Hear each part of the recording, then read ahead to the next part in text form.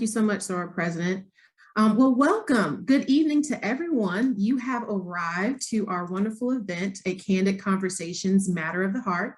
I would like to first just welcome you on behalf of the Concord Alumni chapter of Delta Sigma Theta Sorority Incorporated. And first, you have the floor to our Sora President, Dr. Luter, for a greeting to you all. And waited. Good evening, good evening, good evening, everyone. I just want to welcome you here tonight and just tell you a little bit about what we're doing. The Delta Research and Educational Foundation, which we call DREF, in collaboration with Delta Sigma Theta Sorority Incorporated and the National Council of Negro Women, is conducting a national health initiative entitled Research Matters, creating possibilities to achieve health and wellness for all of us. The objectives are to engage, educate, and ultimately enroll African Americans in the National Institutes of Health, All of Us National Registry. Through Work with All of Us research program, DREF aims to encourage the participation of African Americans in clinical trials and biomedical research, thus creating a database primarily comprised of diverse and traditionally underrepresented populations.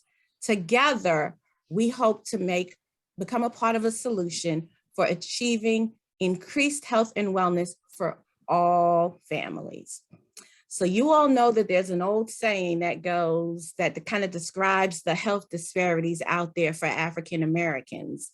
And it goes a little something to the tune of, when white folks catch a cold, Black folks get pneumonia. Loosely translated, this cliche means that whatever the situation, it's always worse for us. So if it's bad for white folks, it's worse for us. Heart disease is the leading cause of death for people in any racial group. However, it is even more common among African American people. So this February, as we celebrate Black History Month and recognize Heart Health Month, Delta chapters everywhere have been very intentional about offering special programming aimed to aid African Americans, especially African American women, because we are very special to us, in learning about heart health, considerations for heart disease prevention, and interventions for how to manage heart disease for those of us who have already been dealing with it. So with that as our aim tonight, we welcome you to this candid conversation entitled Matters of the Heart. Welcome, we thank you for joining us tonight.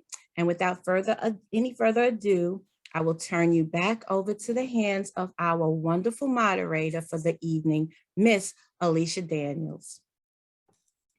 Thank you so much. I'm excited to be with you today and to serve in the role of moderator, which means I get the honor of introducing our dynamic speakers this evening. First, I will read the bio of Dr. Regina Sexton-Smith. Dr. Sexton-Smith was born and raised in Brooklyn, New York, and is a graduate of Pace University, where she received a Bachelor's of Science in Nursing. She obtained her medical degree from New York College of Osteopathic Medicine in Old Westbury, New York, which is an endeavor she took on after working as a nurse for nearly 15 years. With over 38 years of clinical experience as a nurse and a physician, Dr. Sexton has had an extensive career. She is a member of the American College of Osteopathic Physicians and the American Osteopathic Association. She holds board certifications in both emergency medicine and internal medicine, and has held residencies, including chief resident at Safe Barnabas Hospital in the Bronx, New York. Dr. Sexton has also served as an attending emergency medicine physician at St. Luke's Cornwall Hospital in Newburgh, New York, and St. John's Riverside Hospital in Yonkers, New York. In her current role, she serves as the Director of Urgent Care Clinics at the Veteran Administration Hudson Valley Healthcare System. Dr. Sexton lives in Wallkill, New York with her husband of 17 years, Marco, and their 12-year-old daughter, Kira. She enjoys traveling, spending time with her family, crafting, and has recently committed to mastering Spanish and adding bilingual to the list of her personal and professional attributes. Dr. Sexton is a member of Alpha Kappa Alpha Sorority Incorporated. When she wears pink, though, the symbolism is much deeper than her sorority colors. As a breast cancer survivor with nearly 17 years of cancer-free, Dr. Sexton is a champion for women's health issues and is committed to health and wellness initiatives purposed to help African-American women achieve optimum health. We're excited to have you today. And our next speaker, yes, if you have the little applause icon, make sure you use it. Quite a dynamic physician. I'll next introduce our next speaker and read their bio.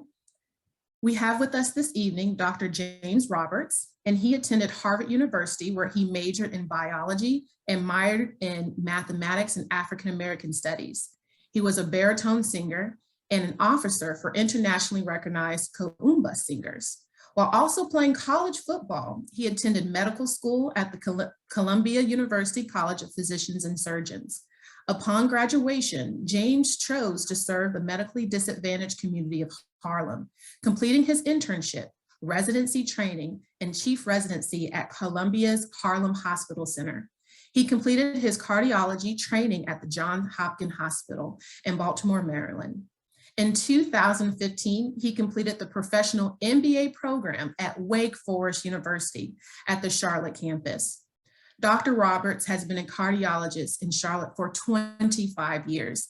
He has recently been selected as the physician executive for the Greater Charlotte market for the Novant Heart and Vascular Institute. He also always has been committed to caring for the underserved. In his spare time, he has been the medical director for the Heart Bright Foundation, which serves the medically underinsured population of Charlotte with a free cardiac resource clinic. As a brother of Phi Beta Sigma Incorporated, he believes that we all have an obligation to be champions who serve our communities in whatever way we best can. Thank you so much, Dr. Roberts, for being with us this evening. Thank you. And with that, we will transition back to Dr. Sexton, and she will lead us in her presentation. Good evening. Thank you for that introduction. And I'm happy to be here with Dr. Roberts. I'm in his awe already. We're going to start with a short video, 3 minutes. Kim's going to show that, and then we'll speak about it after the video starts.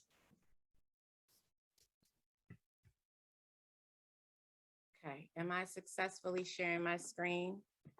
And because I've gotten a couple of texts and a couple of private messages, yes, Dr. Sexton-Smith is my big sister. I'm her little sister. And yes, we are very much related.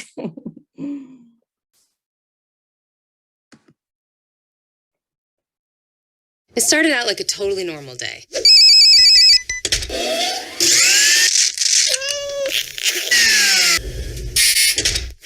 Mom! Okay, move objection deadline to the third line after survey. Oh, honey, for when you always use the verb estar.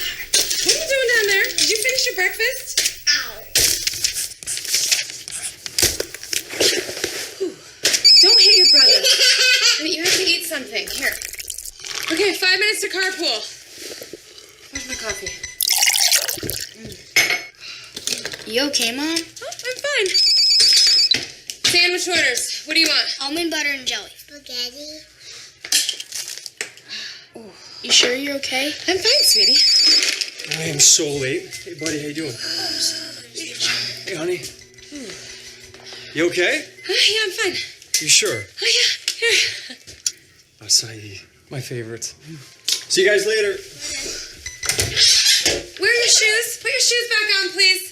You know, go help your sister. We're going in 3 minutes. Oh, my God, what am I doing? I forgot to cut off the crust. Voila. Shoes on, potty if you need it. Honey, get your sister. Okay, get your shoes. Nobody move. I'm getting a dustpan. Mom! I think you're having a heart attack. Honey, do I look like the type of person who has a heart attack? Just gonna sit down. I'm totally fine. Don't forget to wear the high socks with the shin guards. Forget about the shin guards, Mom. Come on, Mrs. Underdog is not gonna wait.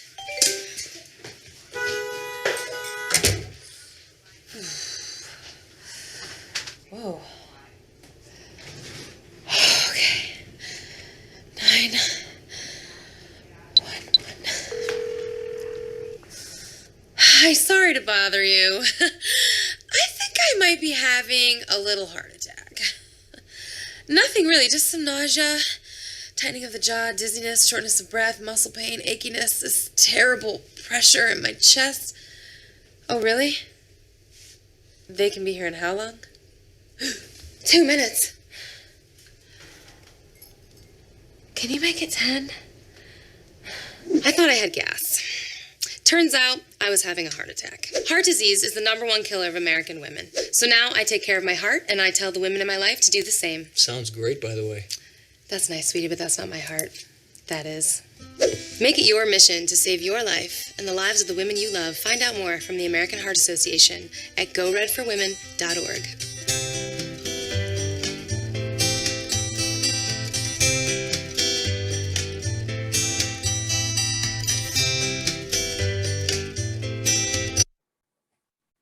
Okay, so we're going to bring back the presentation. So the reason I wanted to show that video is twofold. One, I do think that she does a good job of highlighting the signs and symptoms of a heart attack and how we as women may be so busy that we ignore the symptoms that our body is sending us. But also, I was asked to give this talk back in 2014. I've given it several times since. And every time I'm asked to give it, I search the internet and I'm looking for a video of women of color having a heart attack. And I still can't find one. And I think it's a little, disheartening that we have the highest risk for heart disease and yet there's still not a video. Sorry. I can keep talking a little bit. So the first slide is just defining what heart disease is. This is going to be a conversation, it's not a lecture, but I do think it's important to have a definition of what we're talking about. And heart disease is a term used to describe a number of different conditions that affect the heart and blood vessels of the heart. And coronary artery disease is just one of those conditions. That happens to be the most common cause of heart attacks. It's the leading cause of, if you bring it up.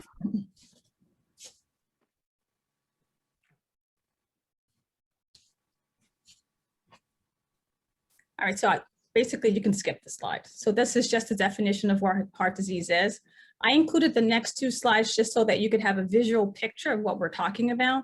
So when someone has coronary heart disease, what happens is that there's plaque buildup in the vessels. That's the yellow stuff that you see there inside the vessels. And it basically occludes the blood. It prevents the blood from flowing. And if you go to the next slide. What happens with a heart attack is that, and we have a cardiologist on the call here, so he can chime in whenever he wants. A piece of plaque will break off. It causes some bleeding. A clot forms. It blocks the vessel. And ultimately, there's not enough oxygenation of the tissue and the muscle dies. And that's basically what happens with a heart attack. And I just thought it was a good idea to have an idea of what happens and see a visual picture, because sometimes that sticks in your head more than anything else. And we can go to the next slide. So why is this important to us? Heart disease is a man's disease, so why should women care? Well, someone in the US has a heart attack every 40 seconds, so that makes it important. A woman dies from heart disease every minute. It's the most common cause of death and disability for women in the US. We can't not mention COVID-19. It's especially dangerous to people with heart disease. And Black women die from heart disease more often than all other Americans, which is why me not being able to find a video of a woman of color having a heart attack is really disheartening, since I've been looking since 2014. Next slide.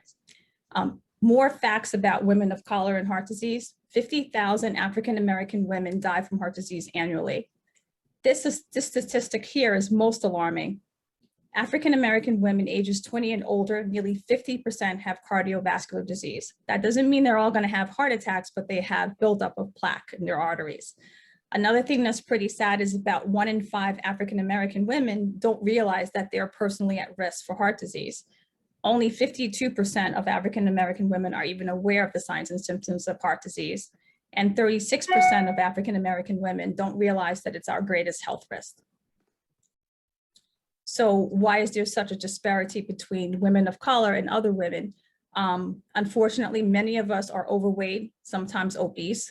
We often have elevated cholesterol levels or levels that are not treated.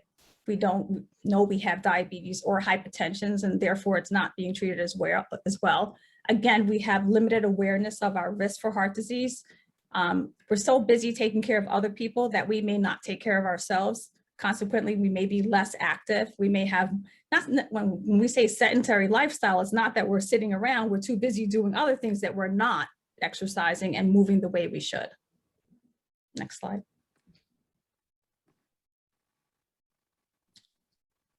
We can't not talk about COVID-19. There was a study that was released February 7th by the VA actually, and it looked at 150,000 veterans, and they compared that to 5 million veterans who did not have COVID. And they found that even if you had mild symptoms of COVID, 1 year later, you had a 72% higher risk of coronary artery disease, a 63% higher risk of heart attacks, a 52% higher risk of stroke.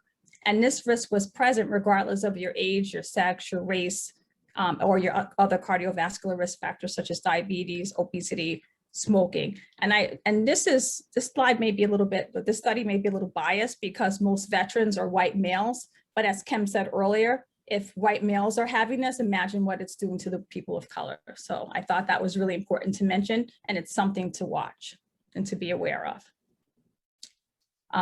Differences between men and women of color, men and women in terms of heart disease. Women tend to present 10 years older than men with their symptoms of heart disease. And if you're a woman who's 45 years of age or younger, you're going to have a poorer prognosis if you have symptoms of heart disease.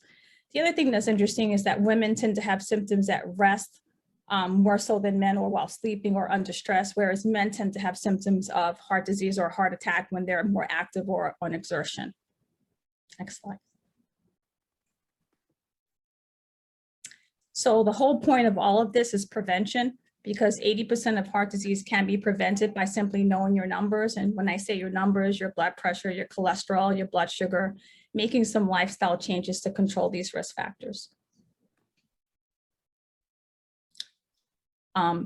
Basically, this slide is telling us that there are things that we can change and things that we can't change. So if you know your risk factors, there are things that you can do something about. So we have some factors that can't be changed. We can go to the next slide. So things you can't do anything about. If you're a male, that's a risk factor. You can't change that. If you're over 55 and you're a female, you can't change that. If you're a male over 45, you can't change that. And again, you can't change your race or your hereditary. But if you're aware that you do have these risks, you can make changes to your lifestyle. So what can you change? You can change if you know that your cholesterol level, you can do something about that. If you have hypertension, you can take medications, you can modify your diet, you could exercise. If you smoke, you could stop. You could be more active. If you're overweight or obese, you can definitely become underweight by exercising, diet modifications. They're even, I'm not a big advocate of surgery, but that may be some options for others. And if you have diabetes, you want to have your diet well controlled. Other things that contribute to heart disease are socioeconomic. Sometimes we're so busy that we don't eat properly. We'll go to fast foods. Again, health behaviors. Sometimes when you're under a lot of stress, people tend to look for ways that are quick to relieve stress. Alcohol could be one of those things, and that can actually increase your blood pressure, can lead to heart failure, can lead to strokes, and raise your triglycerides. So something to be aware of. I wanted to talk about the classic symptoms of a heart attack. An uncomfortable pressure in your chest, a fullness, a squeezing pain in the center of your chest that lasts a few minutes or comes and goes. You may have pain radiating to your shoulder. In the video, she was doing her jaw. You may be sweating. You may feel pale. You may feel dizzy. These are classic symptoms of a heart attack. You may be holding your chest. The next slide. Often if someone is actually having a heart attack, just by looking at them, as in the video, her son noticed that something was wrong with her. She looked kind of pale, she looked kind of sweaty, and he realized the symptoms even if she didn't. Unfortunately, not everyone has classic symptoms of a heart attack. Not everyone reads the book. So sometimes women have symptoms that are often not picked up. They may have this atypical sharp chest pain that comes and goes. It could be on the right side, not on the left. They may just feel like think they have gas or some pain going to their back. They may just be nauseous or dizzy. They may not have chest pain at all. One of my good friends had a heart attack. She said, I never had pain, but I had this heaviness in my chest. Some people talk about having an elephant on their chest, or that they just can't take a deep breath. Some say that, I don't feel well. I feel anxious, or, I'm having palpitations. So these are some atypical symptoms that someone may be having a heart attack. Next. I'm going to leave the treatment to the cardiologist, so you can skip that.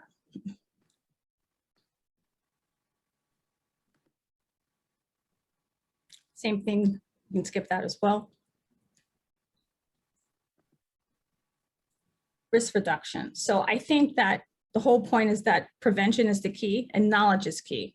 So you need to think about and know what your personal risk factors are in terms of heart disease. You need to recognize the signs and symptoms of heart disease. The same way we all have cars and we take our cars for monthly maintenance, we do oil checks. You kind of have to think of your body the same way and make appointments with your doctor, have regular physicals. If you have symptoms, you should call your doctor and actually go and get evaluated. You should eat a well-balanced meals, low in fat, low in cholesterol. Try to eat fruits and vegetables, 4 to 5 servings per day. Next slide. I think that we always talk about cholesterol, and maybe everyone knows, but I think it's worth taking a minute to speak about it. So cholesterol is a type of fat that your body makes. We also get it from foods like milk, eggs, cheese, fish, and red meat. What's important to know is that there are 2 different types of cholesterol, the LDL and HDL. I'm really simplifying this, but this is, important just to understand the basics. LDL is the bad one, so you want it to be low, L for low. This is the one that builds up on the walls of the arteries, like in that first picture where you saw the yellow plaque on the walls. And then you have your HDL, which is your good cholesterol. And it kind of helps it basically clears the bad cholesterol from the walls of the vessel. So you want that to be higher. A good idea is when you go and see your doctor and you're talking about your cholesterol, you should ask him, what is your goal for me? What is my target LDL? What is my target HDL? If you're like a diabetic and have a lot of risk factors, your target LDL may be less than 70, or your target HDL may be greater than 40 or 45, but you should ask him what's a good number for me, because that's going to vary a little bit from one person to the next. You want to avoid the following foods: fried foods like fried chicken, French fries, all of our fast foods that we loved, our donuts, our cookies. Try to stay away from that. We should get used to reading labels, avoid things that have trans and saturated fats. That's really bad for us. Next slide.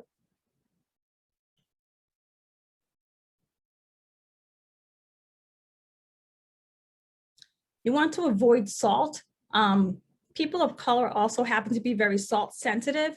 And basically what that means is that, you could actually lower your hypertension by avoiding salt. We tend to accumulate the fluid, raises the blood pressure. If we avoid salt in our diets or limit it, it could also help our medications work better. Again, you want about 5 servings of fruits and vegetables per day. You want to have whole grain, oatmeal, whole white bread, eat less red meat, and if you do eat red meat, eat lean red meat. If you're eating chicken and turkey, you should try to do skinless. You may think about including foods rich in omega-3 fatty acids, such as salmon, tuna, herring, for example. Next. You want to engage in at least 30 minutes of moderate intensity activity. It could be walking, dancing, anything that you like that keeps you moving, and do it at least 5 days a week. This is at a minimum. You can definitely do more. Again, know your numbers, your blood pressure, cholesterol, blood sugar. Take your medications as prescribed. If you smoke, stop smoking. There's nothing good about it. You also want to be an active participant in your healthcare. You need to talk to your family, know your family history, know your own medical history. I recommend keeping a copy of your records, your labs, your EKGs. I tell everyone to get that. We all have smartphones. Take a picture of your EKG, keep it on your phone. If you're, we also should take a picture of our medications or write down a list and keep it in your wallet. If you're walking down the street and you happen to pass out and someone comes along, they can open your wallet and see what medications you take. As an emergency room physician, it's really important for me to know what medications you're on, because that gives me an idea what may be wrong with you if you come into an emergency room and you're not able to talk for yourself. Again, see your doctors regularly. prepare for your physician visits by writing down questions you want answered in advance. Don't come in and not be prepared. Patients will often come in and I'm asking, what's going on? They tell me, you're the doctor, you tell me. That's not going to work, So next slide. And if you're having a heart attack or someone near you is having a heart attack, call 911. That's it for me. Thank you so much for that thorough presentation. Hopefully everyone learned at least one new thing that they can put into practice. The one thing I thought about was that video, the huge gap in education and how we can be better public health advocates there. We'll move on to our next speaker, Dr. Roberts. All righty, let's see if I can do one thing here. I'm actually trying to send you a little video since everybody's got videos today. Okay. So I don't know if you'll be able to play that or not, but if we can, we'll try that at the end. So that was really a fantastic presentation by Dr. Sexton-Smith. And it really touched on so many issues that are very important to our Black women. And so, our talks overlap a little bit. And so what I'm going to try to do is skip through things that she's already talked about, maybe get a little bit more in depth about one or two things. And then as we get further at the end, try to give you some very specific recommendations that hopefully will help you with your own personal heart health and those of your loved ones.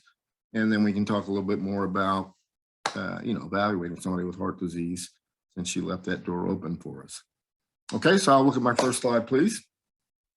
So as you've already heard, heart disease risk factors for Black women are very commonly associated with the same risk factors in other women and people, but sometimes they take on greater significance in our community. So as she pointed out, African Americans in general have a much higher incidence of high blood pressure. For example, Black men above the age of 40, about 50% of us have hypertension. Black women above the age of 50, well over 65% have hypertension or high blood pressure. And there are a lot of reasons why that may occur. Some of it is genetic, some of it is diet, some of it is the inability to get out and do the exercise that we want to get. A lot of it is stress, depression related, poor sleep. And then I always tell people these risk factors that you've heard about and the big five are really the things that you've already heard about. So your family history, high blood pressure, sugar diabetes, high cholesterol, cigarette smoking, those five things have always been recognized as what we would call independent risk factors for heart disease. Even though obesity is on the list, we don't talk about that as an independent risk factor because obesity likes to travel with these guys. And I always say, the ones I'm most concerned about as a cardiologist, high blood pressure, sugar diabetes, and cholesterol. In fact, in my free clinic, we take on anybody who has any one or all of those three things, and we'll treat them for free. I call those the three amigos, and it's not because they're good guys. It's because they're bad guys. And so I always say those three amigos like to travel in a bunch. If you got one, pretty good chance you got two. And if you got two, it's a pretty good chance you have three. And if you got all three, you probably have obesity also. As Dr. Sexton-Smith told you, those are things we really have to concentrate on altering in our lifestyle. And she mentioned cigarette smoking. And it's very important not to just gloss over that because cigarette smoking is responsible for about 50% of heart disease and about 50% of all cancers.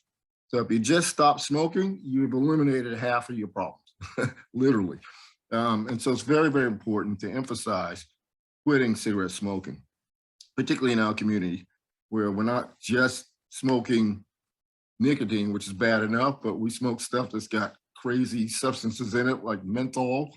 But what's really menthol when you think about it in a cigarette? What's a mentholated cigarette? It's got all kinds of crap in it that you really shouldn't be putting in your lungs. But so those are really, really important issues. And of course, obesity is going to track a lot of those. One thing that we don't recognize a lot is that another big issue for Black women with heart disease are pregnancy-related complications. We have a lot more eclampsia and preeclampsia, high blood pressure during a pregnancy. Those things complicate the pregnancy, oftentimes leading to what we call cardiomyopathy or weak heart. And those things down the road can lead to further heart problems after a young woman had what should have been the best time of her life. So let's talk a little bit about trying to improve your heart health. Dr. Sexton-Smith already talked about avoiding unhealthy foods. And the biggest unhealthy foods in our community, again, are going to be those fried foods that she talked about. And I always tell my patients, I'm not really here to take away all your fun. I'm just here to take away most of it. I really want you to cut those fried foods down to no more than twice a week. Cut the red meats down to no more than twice a week. Look at the white carbs, the stuff that we really love to eat, the potatoes, the rice, the breads, the sugars, the sugary drinks, and all that stuff. Can't have but one of those a day. And I want to stick to that. The rest of the week, we're going to try to do chicken and fish, hopefully skinless. We're going to try to eat much more fruits and vegetables and try to eat a so-called Mediterranean style of diet where you have a little bit of everything and you have a plate that's much more colorful than what we're used to. Instead of big hunk of red and big hunk of white, we want a lot of greens and oranges and yellows, and a little bit of red, a little bit of white. Big problem that we have in our community is not controlling the portion size. So it's really smart to say, not only do we want to do that, but we want to limit what we're putting on a plate. And one neat way of doing that is just say, all right, I'm not going to use the big plate I always use. Give me a saucer. Let me put my dinner on a saucer and try to fit it all on there. And that's a really good way to limit your portion size, limit your calorie intake, lose weight if you're really trying to do it. As you already pointed out, you got to have routine doctor's visits, and that needs to happen on the regular. Exercise is a big portion, a big part of what we really need to do. And we'll talk a little bit more about that. And I'd really like to emphasize that it's really important for us to try to get good sleep and stress management. Now, I don't know about you guys, but the Black women in my family didn't get to do either of those things, right? Because as she pointed out, you guys always taking care of everybody else. You're always working hard, 3 jobs, and then you got a whole lot of stress to go with that. And it's really important to try to section away a little bit of time just for yourselves to do the things that you need to do to get good sleep and try to manage stress, which, if anybody figures out how to do that, let me know, because I'll be happy to tell people how to do it. Let's see the next slide. So what do I recommend for exercise? Well, the American Heart Association and people who really believe in this feel that you really should get 150 minutes of exercise per week, if that's going to be moderate intensity or aerobic exercise. Or you could get 75 minutes per week of vigorous exercise. We'll talk about what those things are. Ultimately, it's going to be great to get a combination of both.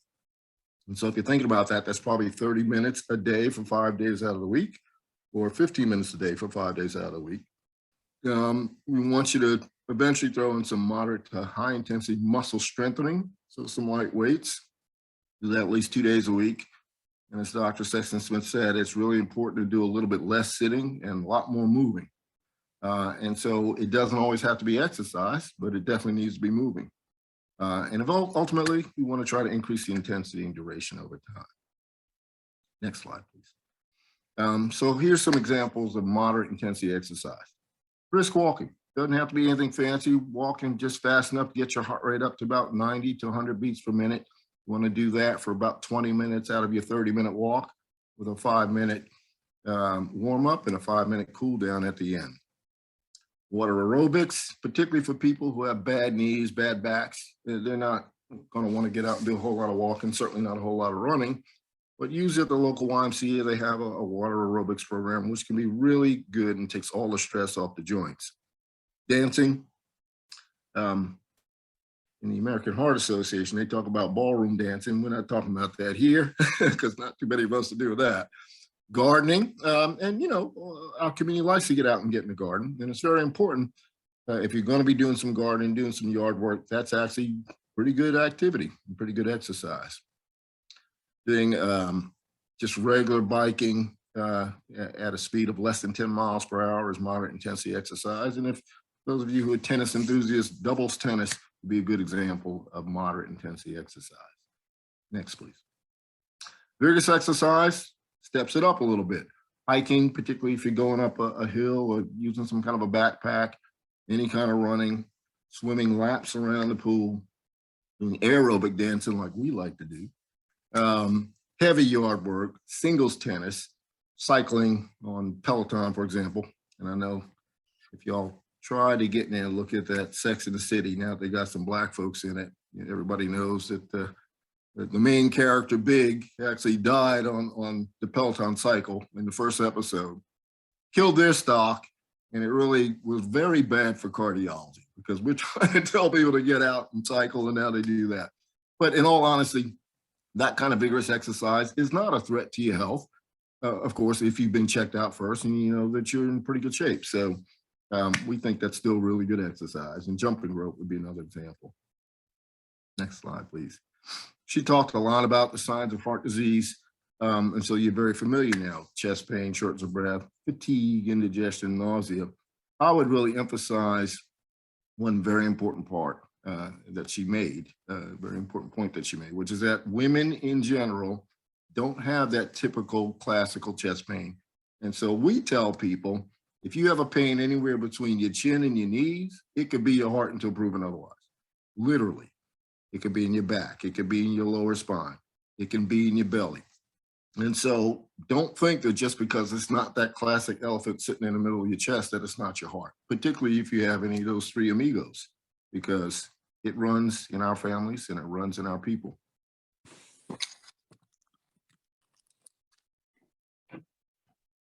Any more slides after that? Okay, yeah. So what should you do if your symptoms persist? And again, she touched on this quite well. First of all, if you've gone to a doctor and they've evaluated you and said, you know, it's not heart disease. Black women don't get heart disease. I actually heard that when I was a fellow in cardiology at Johns Hopkins. And I'm like, what are you talking about? Yes, they do. And so there has been a long thought process in traditional medicine in the United States that, hey, Black people don't get heart disease, and certainly Black women don't get heart disease. And certainly over the last 15, 20 years, that myth has been hopefully shown the door, but there's still a whole lot of old doctors and a whole lot of old white doctors that really think that that's still true. So you may not get your concerns addressed appropriately. And so it's very important to trust your own instincts. If you're still having discomfort and people telling you it ain't your heart, then you seek another opinion and go to another doctor and make them listen to you and ask for specific tests. Ask for a stress test. Ask for a CAT scan that can look at the coronary arteries. Ask for a nuclear medicine test where we can look at the circulation. And if you're really having significant pain, then ask for a heart catheterization where they can inject dye into your heart, see where you have blockages and actually do something about fixing it. Because one of the big reasons why our community is not in research trials is because we're not getting these kind of tests that lead to the kinds of research trials that all this information about heart disease are coming from. We're not getting the stress tests. We're not getting the CAT scans. We're not getting the heart catheterizations for a variety of reasons. Some of it is because we come too late.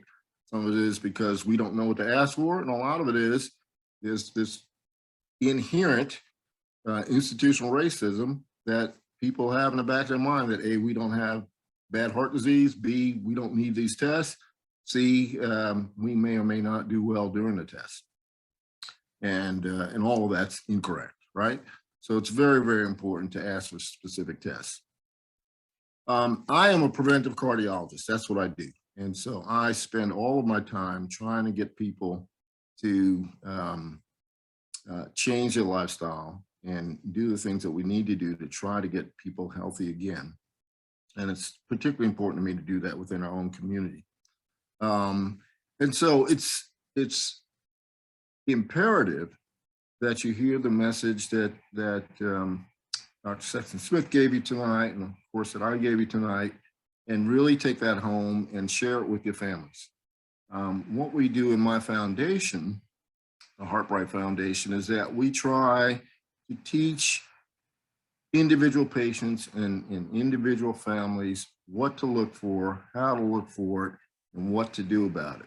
And we understand that what we like to call the social determinants of health gets in the way of all of our situations on the day-to-day, but certainly in our communities where people are working 2-3 jobs, still don't have enough insurance, still don't have enough money to get back and forth, don't have enough money to get their medications, don't have the means that it takes to stay healthy. And so it's extremely important for us as providers of healthcare to reach out to the community, teach them what they need to know, and then eliminate the barriers. And that's one of the things we try to do at the 𝒆𝒃𝒂𝒓𝒚 Foundation. If there's anything that the Delta Sigma Theta sorority and other folks in the Black community and in the Black Greek community can do, it is that. It is to get out into the community and figure out ways to help us eliminate the barriers to healthcare in our community, because that's what holds so many of us back. And Angela, I don't know if you had an opportunity to get that email from me, but I did send a little video, and if you can't put that up yourself, if there's a way to share the screen, I could probably do it if I'm smart enough. Yeah. And I wanted to ask where you had sent that. So Angela, Okay. could you please forward it Yeah. to me quickly? Because I don't see that you've done that. I'm doing it now. I did not know. Yeah, I'm sorry, I didn't tell you that I was doing it, so how could you know? I have it now. And I couldn't check while I was sharing my screen, so I just was looking I now. understand. Okay, so President, I sent it. Okay, I will be right back, y'all. All right. While we're waiting for the video. I'm sorry, go ahead. Oh, no, I was going to ask you, to thank you, Dr. Roberts, for your presentation and really making the connection to Dr. Sexton-Smith's presentation to give us a very Absolutely. She did a fantastic job. Yeah, you both are amazing. I just love all of the Black excellence, and you're both an inspiration to our community. While we're waiting for the video to come up, let's just open up the floor for a question to see if anything has been proposed. Feel free to type your question in the chat, or you can use the reaction function on your Zoom. It will just have like a raise hand selection that you can utilize, and we can call upon you so you can unmute yourself and speak. So we'll see if we have any questions. I personally have a question just in regards to if you both could speak to a little bit more about the science as to why stress management and sleep is so important in regards to having a healthy heart. I think they're the easiest for people to kind of overlook because of the time issue, but I have a saying that your day started last night.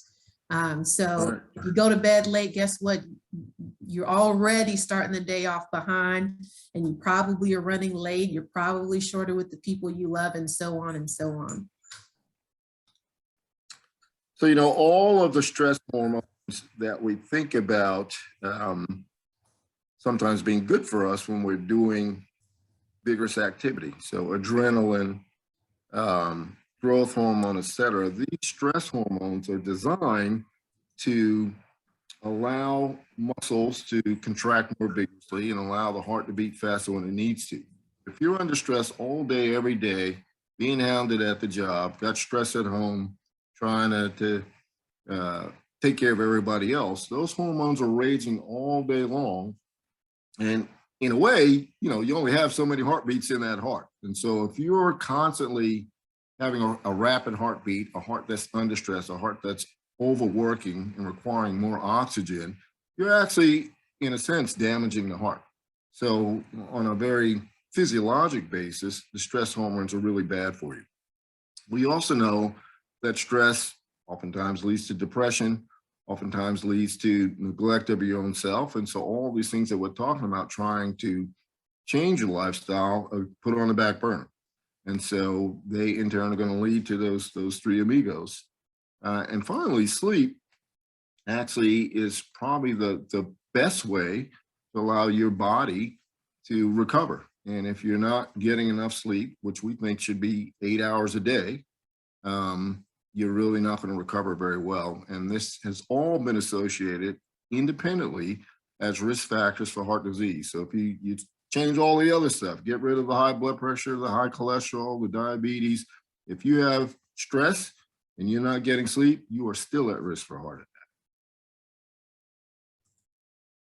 Thank you. Dr. Sexton, did you have anything to add on to that?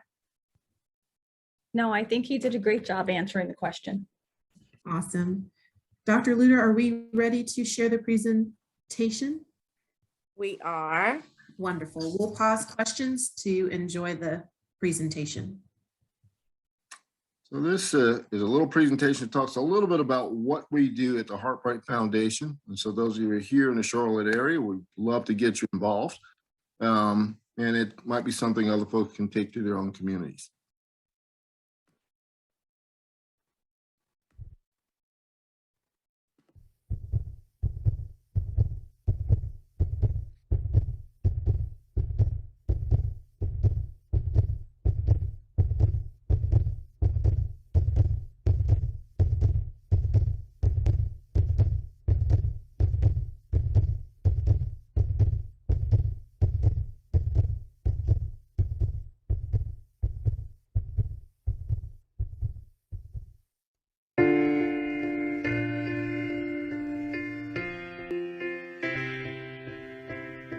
Supporting HeartBright's mission means impacting the lives of our patients in very real, measurable, and life-changing ways. In a nutshell, HeartBright does more than improve health. We provide hope. Hope for a longer life, hope for more memories with family, and hope for the ability to actively engage in life free from the burdens of cardiovascular disease. We reach out to our underserved neighbors who want and need better access to health care, medicine, and healthy food. We educate them on lifestyle changes that will improve their quality of life. HeartBright is unique. We are a free, comprehensive chronic care clinic. We focus on the treatment, management, and prevention of cardiovascular disease, diabetes, and hypertension. We provide essential services to people in our community that have no other access to care. Most of our patients work, yet 91% of them are still below the national poverty level. They have no affordable insurance options either through their jobs or privately. With no health insurance, thousands of people are left with no way to get the care they need. This is where HeartBright bridges the gap, providing services and empowering patients. HeartBright makes your support go farther than you can imagine. Hospital treatment of cardiovascular disease is very expensive and presents enormous challenges to uninsured and underinsured people, as well as the hospital. However, we can treat one patient for a whole year for only $50. Heart disease is the #1 cause of death in North Carolina, and many have limited access to health care, so the need for HeartBright is greater than it's ever been. With your support, we can treat someone for a year for less than the cost of a dinner out. HeartBright's responsible and resourceful management makes this possible. 93 cents of every dollar raised goes directly to patient services. HeartBright empowers the patients with prescription assistance programs, making sure our patients get life-saving medicine, while our doctors donate their own time to provide needed treatment. But HeartBright does more than that. We involve the patient in their journey to better health. We teach them to read food labels, provide fresh produce through our farm gleaning programs, encourage walking and physical activity, and provide private diet consultations. Our Garden of Hope allows patients to plant, grow, and harvest fresh produce. We educate our patients about their diseases and work with them to create personalized wellness plans. These plans include strategies for eating healthy on a budget, accessible exercise options such as low-impact cardio, yoga, and the Walking Buddies program. This helps patients stay motivated, making lasting changes in their health. In 2003, we launched HeartBright's Healthy Kids program, which introduces children to fresh fruits and vegetables, engages them in games to encourage movement and exercise, and teaches them how to make healthy nutrition and lifestyle choices, whether they're at school, eating out, or at home. We regularly bring in professional athletes, doctors, and mentors to motivate and encourage the children to adopt healthy lifestyles. This program will serve our next generation for many years to come. HeartBright, providing health, but more than that, providing hope. Thank you for your support.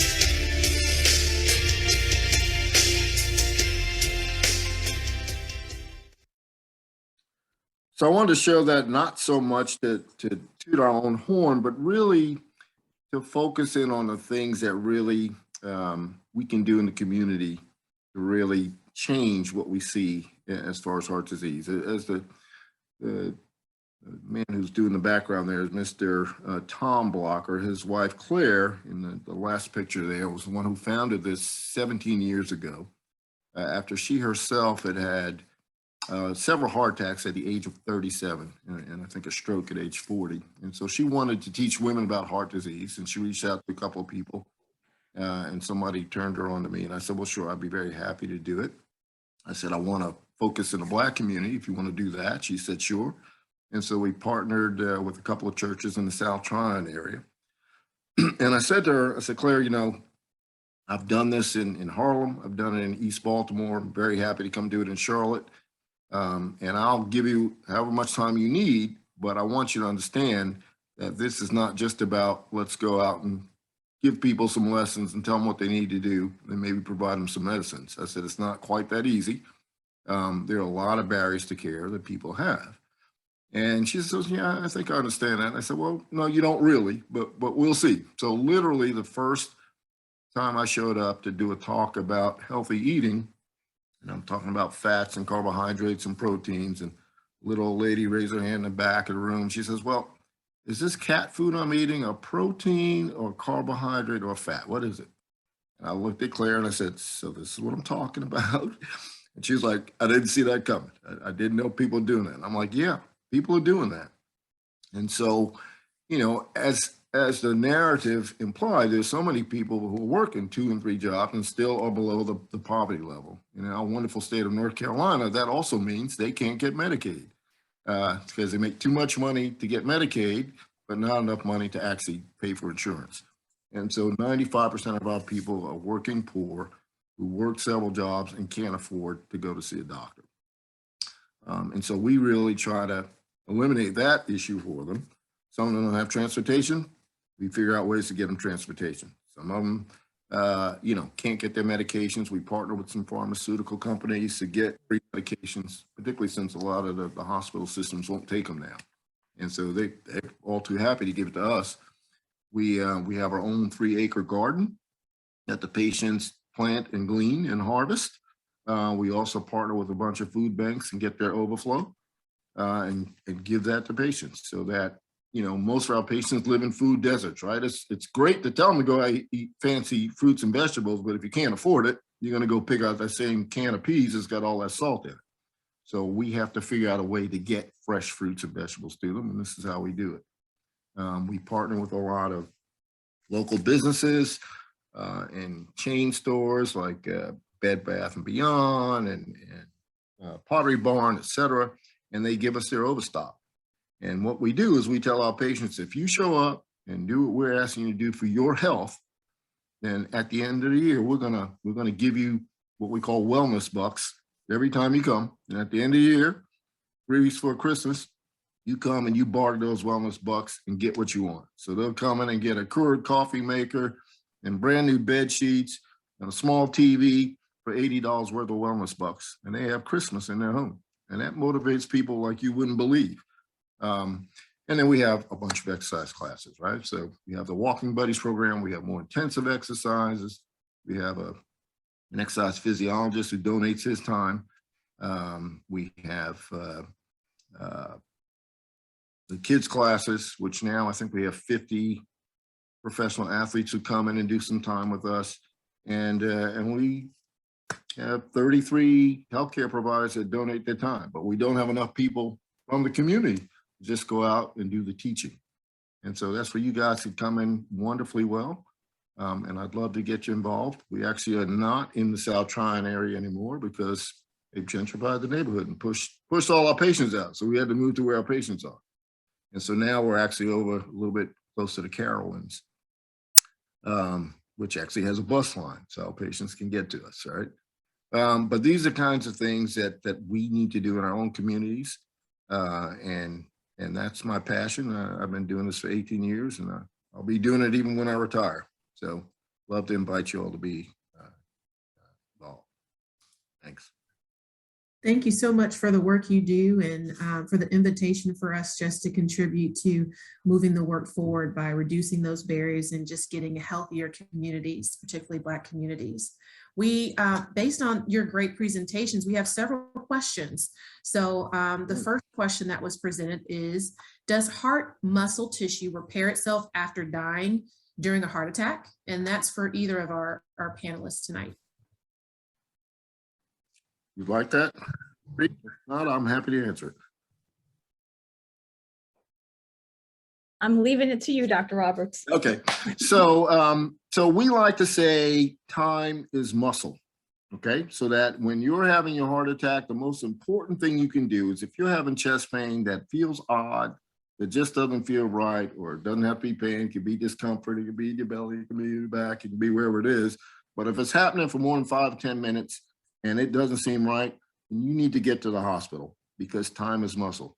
The reason people have heart attacks, as Dr. Sexton-Smith's slide showed you, my little video showed you, is that cholesterol plaque ruptures inside the artery, and then a blood clot comes to the scene of the crime, and it clogs up the artery so that you don't get blood flow going to the muscle.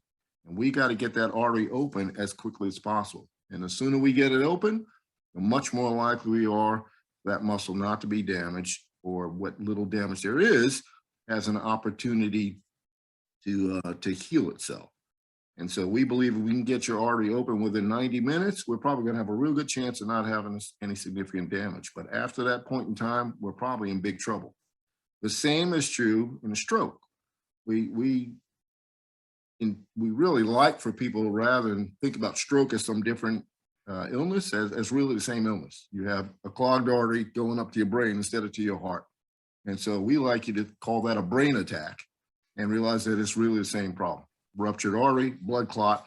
So if you think you're having numbness in your face, speech difficulty, leaning to one side, slurred speech, whatever it is, get to the hospital because that artery's got to be open, and it's got to be open within the first 90 minutes. And if it isn't, then that muscle is not going to ever get any better, and you're going to have a stroke that's lasting. But if we can get it open, we can restore a lot. So the short answer is the quicker you get there, the better chance you have of having a full recovery.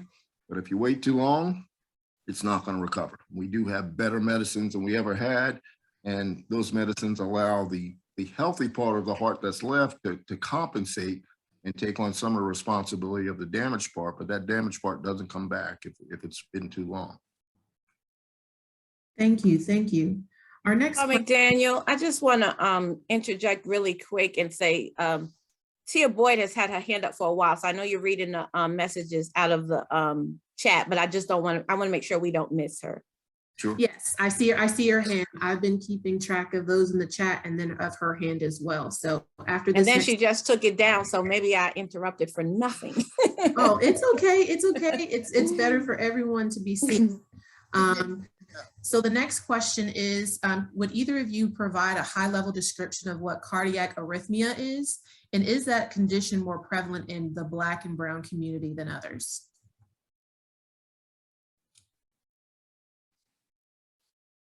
I always defer to you first. I'll be your support person. Okay, so cardiac arrhythmia simply means that the heart, which is normally going in a very regular rhythm, all of a sudden is not. And it may be skipping, it may be racing, it may be very slow, it may be some combination. And so there are different types of arrhythmias, and we have fancy names for all the different ones.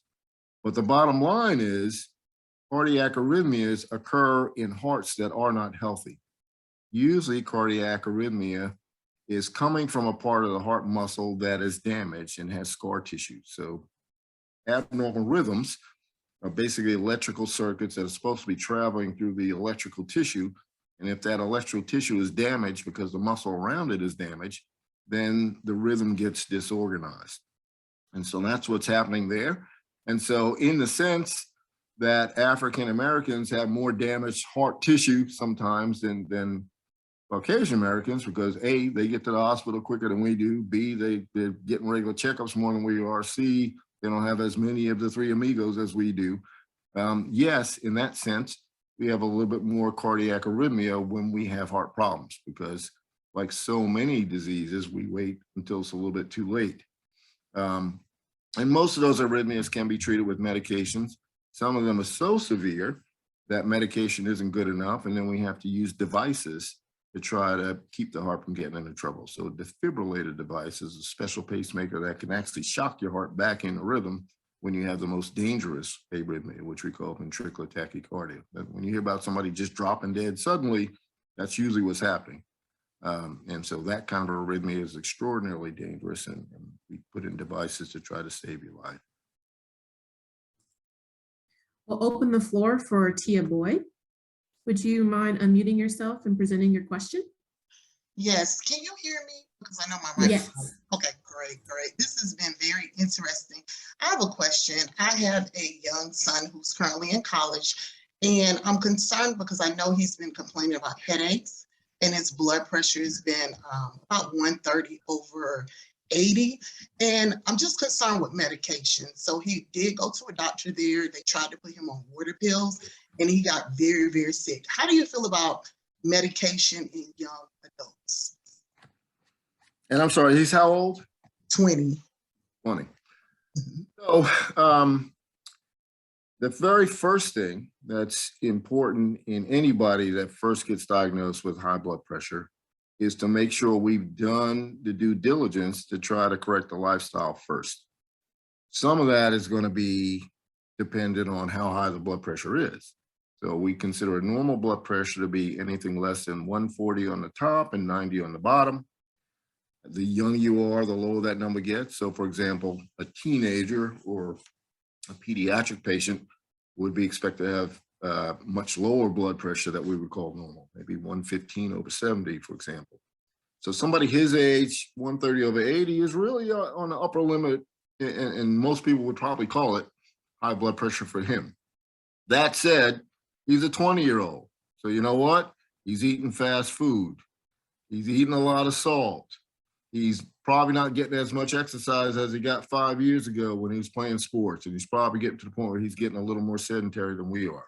And so he's not at a dangerous level of blood pressure. And really, he should be given 6 months to try to straighten out his diet, lose a little weight, get a little bit more active, get a little bit better sleep, because he's probably not getting that in school, if his blood pressure comes down. And then if his blood pressure doesn't come down, then medications might be the thing that we have to do. But certainly, somebody like him should, and probably most of us, should be given a good 6 months of lifestyle change, as long as we're not in a very dangerous range of blood pressure. Nobody's going to die of a heart attack or stroke with a blood pressure of 130/80. So he should be given that opportunity. Fluid pills sometimes are very good in our community because, as Dr. Sexton-Smith told you, our blood pressure tends to be very salt sensitive. I was about to say that. I knew you were. I'm gonna throw that over to you then, because I know. No, go ahead. You're there. So there's been a theory out there for many, many years. Black researchers who've studied hypertension have always talked about so-called salt-sensitive hypertension, and I worked with a couple of the really stalwarts in the field. But for a while, there was a theory out there that some of this was related to the Middle Passage. When they brought us over here in boats, a long journey, they didn't feed us. And basically, if you survived and you made it, which many of us didn't, you made it because you were able to drink salt water all day. And by the time you got here, your kidneys were really used to salt water. And so when we look at African Americans and look at what causes our blood pressure to be high, oftentimes it's not the problem at the level of the kidney that Caucasians have and that Hispanic folks have and Asian folks have, which is that their kidneys produce a hormone called renin that causes the blood pressure to be very high. But when we check African Americans, our renin levels are very, very low because our kidneys already know we're holding on to too much salt and water already. We don't need any more renin. And so things that eliminate salt and water do help our blood pressure. So that's why oftentimes they'll start with a fluid pill or diuretic. But in a young person, that's not a great idea, right? They get dehydrated, they're probably not drinking enough fluid anyway. And so he's going to start feeling. Yeah, he should definitely be increasing fluid intake as well with water. Absolutely. Something that simple. So yeah, so I would say he certainly needs to get some lifestyle change first. And then if that doesn't work, then we really need to think about it. The other really important point is that young folks who have high blood pressure at a very young age, that's distinctly abnormal, right?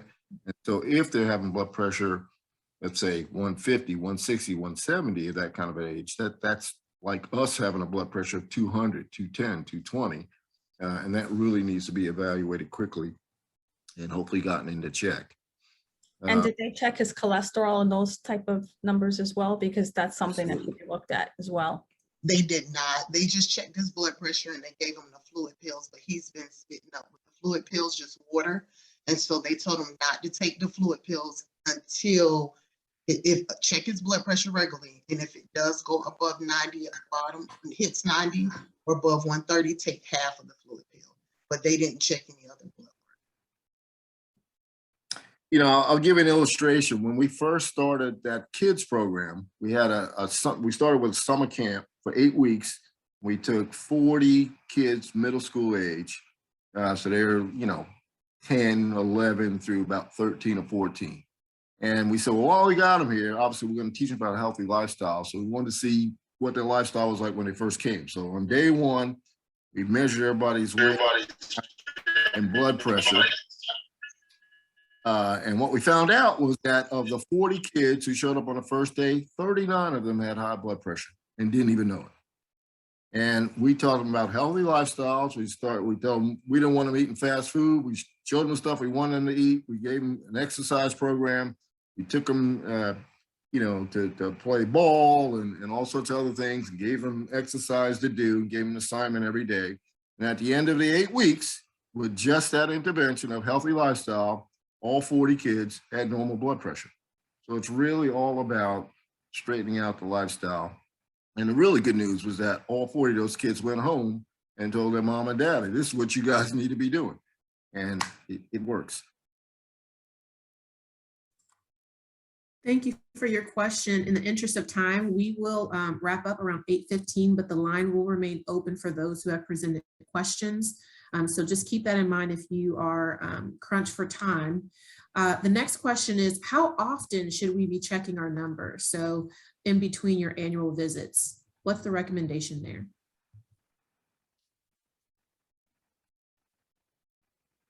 I do not do primary care, so I am leaving. Oh, okay, all right. I thought I'm an emergency medicine physician. That's right. So in general, those numbers should all be checked at least every 6 months, particularly if they're abnormal. If they're perfectly normal and we've got a track record of them being perfectly normal, then once a year is perfectly fine. But true for most people. So most people should have their blood pressure checked probably 4 times a year. Cholesterol should probably be checked at least twice a year. Weight and so on and so forth should also be checked several times a year. I do see a couple of questions here in the chat. There's a question in there about stopping smoking, and to be clear, does that include marijuana? So nicotine is certainly the bad thing in cigarette smoke, and we know that that's associated again with cancer and high blood pressure and heart disease. And those things have not necessarily been associated with marijuana, and maybe it does some good things for stress. However, there's just not enough data to say that it's not necessarily good for you, right? There is things just in smoke in general that when you inhale it into your lungs, it's not really good. But for what it's worth, those things, at least heart disease, are not necessarily associated with smoking marijuana. I also saw a question in there about omega-3 fish oil. And so Dr. Sexton-Smith talked about that a little bit earlier. Omega-3 fish oil does protect the heart. It's actually very good for arrhythmia. It doesn't do great things for your cholesterol numbers, although it does lower the triglycerides. And to some extent, it raises the good cholesterol just a little bit. But that environment does seem to protect the heart. And so in places where they have a diet very high in fish that have these omega-3 fish oils, those places have the lowest amount of heart disease in the world. So you look at Japan, you look at Sweden and Norway, for example, where they eat a lot of omega-3 containing fish, they have the lowest incidence of heart disease. And the places that have the highest are eating red meat. Awesome. As we close up, I just want to present two quick questions. The first question, is a glass of wine per day okay to do? And then the second one is, after your first heart attack, how likely are you to have another? Particularly Great after questions. Great lifestyle questions. changes and medication. Yep. So 1 drink a day, we believe is good for you. So 1 drink a day would qualify as 1 glass of wine, 1 4-ounce glass of wine, 1 2-ounce glass of hard liquor, or 1 8-ounce beer. And we believe that's good because those things, 1 glass a day, will raise your good cholesterol. Alcohol may be the best thing on the planet for raising your good cholesterol. When you drink more than 1, you start getting into some other issues. So the triglycerides get to be very high. You start developing diabetes. Obviously, you gain weight, so you get the obesity factor. It runs your blood pressure up. So more than 1 a day is not particularly good for you, but 1 a day of any of those 3 things is probably good for your heart anyway. What's the other question? The next question was, after you've had a heart attack, how likely are you to have another? Right. So people who have had a heart attack are likely again to have another heart attack. And so about 20% of people who've had a heart attack will have another one within the next 5 years. What's interesting though, is that when they took a group of people who all had heart attacks, and they took a bunch of diabetics who had never had a heart attack, and they said, let's follow both of these groups for 5 years and see who has more heart attacks. Turned out the diabetics had more heart attacks. So just by having diabetes, you're actually worse than if you've had a heart attack before. And so we would call that a heart disease equivalent. So if you have diabetes, you need to be treated just as aggressively as if you had a heart attack, even if you've never had one. I'm glad you made that point. A lot of people don't realize that diabetes is a risk factor, or a major, like a heart risk factor. So.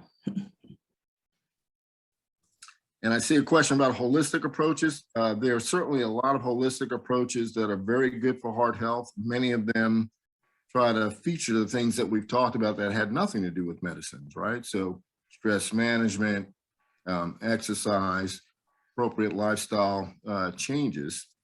And then there are, a number of holistic treatments that people, know about and have used.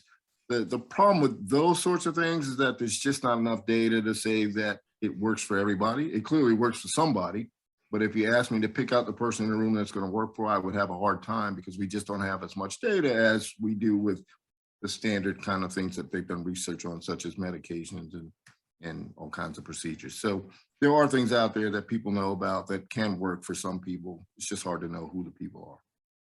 And I want to jump in quick and go back to something that both of you already said, the importance of sleep and just getting adequate rest and starting your day well rested and doing, and for all of the women out here, taking off that cape and stop trying to be superwoman. I mean, that is so important. I think Dr. Roberts and Dr. Sexton spoke about how we're always taking care of everybody else and always have things going. And even in that video that we started with, even though, it was a white woman, but wasn't she just being a typical mom? Like, I'm literally having a heart attack and working and still trying to fix lunch and sending my husband off and doing everything. So just take off the cape and just be.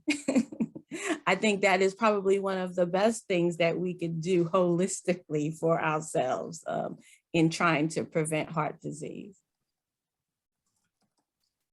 Thank you so much, Dr. Luter. I want to thank everyone on the call right now. One, by just showing up. We are now advocates for stopping heart disease in our community. And hopefully you'll share the information that you learned today with 10 extra people that tell 10 extra people until we now know these common factors.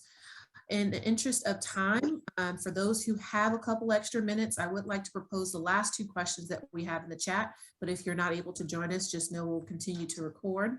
And those questions are, would you recommend the placement of a stent in an artery that has 100% blockage, and what are the risks? So that is a relatively new concept. So 10 years ago, that just didn't exist. There was no way to get an artery that was 100% blocked open. But now they have such advanced techniques that can be done. The real question is, to what benefit do you derive? So as we talked about, it's really important to get that artery open within the first 90 days. So if you've had a completely blocked artery for several years, that tissue is probably dead. And the only way it's not dead is if you grew some connections over to that region from somewhere else. So there are people who grow what we call collaterals, and they get little weak blood flow coming from other regions of the heart, and the tissue may not be dead. So if we can prove by some advanced test on a CT scan or a PET scan or MRI or something that says the heart muscle tissue is still viable, it just needs a little bit more blood flow, then they can open up that 100% blocked artery with a stent. Thank you. And this is the last question that I see in the chat. And it is situational, so I'll read it out loud. I have a male family member who is 59 years old, who has been on blood pressure medication for 25 years with no lifestyle change. What is the risk of him having a heart attack? Is the blood pressure medication controlling the risk of heart attack? Well, it's very likely that if he's had high blood pressure for 25 years, he's got some other amigos, right? So he probably has high cholesterol. I bet my life that he probably has high cholesterol. He's probably a little bit overweight. And he may have, if not overt diabetes, he may have pre-diabetes, in which all of the things that lead to diabetes are slowly building up. So he has insulin that he makes, but his body doesn't pay attention to it quite enough. And so he gets a little bit more fat in places where we don't want it, and so on and so forth. So yes, it may be controlling his blood pressure very well, but it's probably not completely controlling his risk for a heart attack. And he needs to be doing all the other things, just like everybody else should be doing on a regular basis. Thank you. And with that, our questions have closed. I want to first, on behalf of the Concord Alumni chapter, just thank Dr. Sexton-Smith and Dr. Roberts for your phenomenal presentations and your ability to answer the questions tonight. Also, a huge shout out to our Health and Wellness Committee and our chairs, Sora Bunton and Edie, for their hard work, just really convening us in this space. And then lastly, I will yield the floor to our SOAR President, Dr. Luter, in case you have any final remarks for the group. And I really don't. I just want to thank everybody for joining us tonight, and we hope that you will continue this conversation with us. Those of you who have been around for a little while know that every other month we host one of these virtual forums, and we hope that you will come back. I want to thank my soror, Alicia McDaniel, who is a member of the Concord Alumni chapter. She is also the Healthy Living Director for the 𝒂𝒓𝒚 Health Alliance, and just a wonderful public health educator. And I just thank her for being our moderator tonight and leading, helping to lead this discussion. Thank you, Dr. Roberts and Dr. Sexton-Smith, for your expertise and just sharing this information with us. And to everybody who came out tonight, including our committee chairs who we've already heard accolades for. Just thank you, everybody, for being a part of this. Continue to support our program, but continue to have these important conversations about our health, and let's get involved. So we have a number of initiatives within the chapter and just in our community as well. You heard them talking about walking, and so I'm going to hype up our Girl Trek group, which is getting back in action next month. We're starting back there, so let's be excited about that. We talked about the water aerobics and everything, and people who know me know that I'm a Mahogany Mermaids dropout. I started this swimming club and thought it was so cool, really because I love the name. I was like, Mahogany Mermaids, I want to be one. And then I quit because I didn't want to wash my hair every time I got out. The pool was driving me crazy. Like the hair just messed it up. But we heard about what great. So we know that there are a lot of things out there, things targeted for us. Those of you, you see the double dutch we're doing on Sundays. We're jumping double dutch. We're working out. We're exercising. We've got Sora Edie, Regina Edie, who is one of our gym, what's our gym baddies, I'm gonna call her. I don't know if she likes that title, but just know that we have got to be out there. We've got Sora Bunting doing marathons and 5Ks and 10Ks and all kind of things. There are plenty of opportunities for us to make these adjustments in our life, to be physically fit, and to just be out there and have fun, fellowship while we are taking care of our fitness and working towards this heart healthy lifestyle that we all want to lead. So I just want to leave you with those little quick plugs for the things that I know. And I know I skipped over somebody that's doing something great or something that's out there. So forgive me for that. But certainly let's just continue to stay active and do those little things that we can do to improve our own health. Absolutely. Thank you, everyone. Just want to thank you ladies for inviting us. And I think the Concord alumni should really figure out a way to get Dr. Sexton-Smith and I on the road, because, you know, we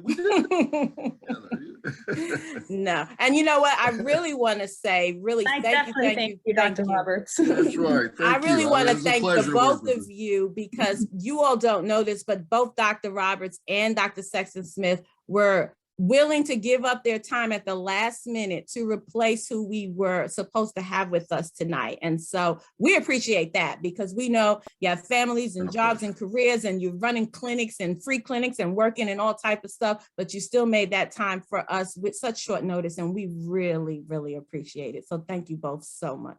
Thanks for having us.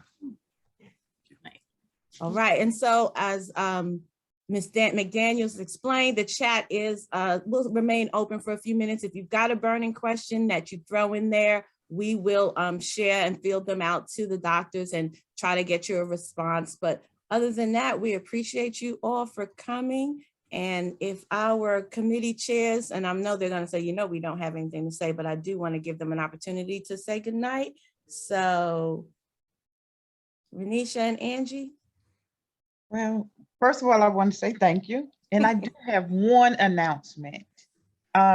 We will be sending out a follow-up email. And in that email, we're going to request your address so that we can get you out those wellness kits. We said that we're going to give out wellness kits to the first 100 who registered. And so we thank you for doing that and joining us tonight. And we'll get those out within the next 2 to 3 weeks. Okay. And not who registered and attended. Correct. Sorry, Edie.